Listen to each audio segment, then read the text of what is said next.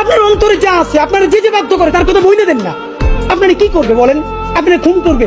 আপনি প্রায় 80 বছর বাঁচছেন, আর কয় বছরই বা বাঁচবেন?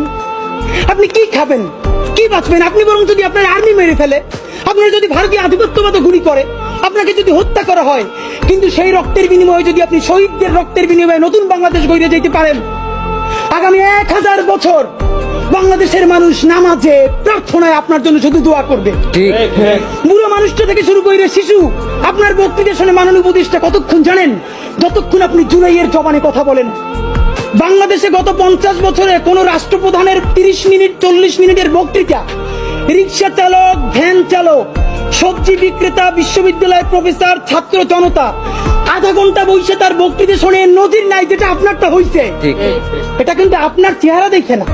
আপনি রাজনৈতিক দল করছিলেন, ফেরও করছেন, কিন্তু এইবার যে আপনার এই বাংলাদেশের পক্ষে হৃদয় নিংড়ে ভালোবাসা, আপনি যখন বক্তৃতা করেন আপনি আর্টিফিশিয়াল কিছু বলেন না, কিন্তু আপনি যখন ঘোষণাপত্র বললেন আপনার চেহারায় আর্টিফিশিয়াল ছাপ।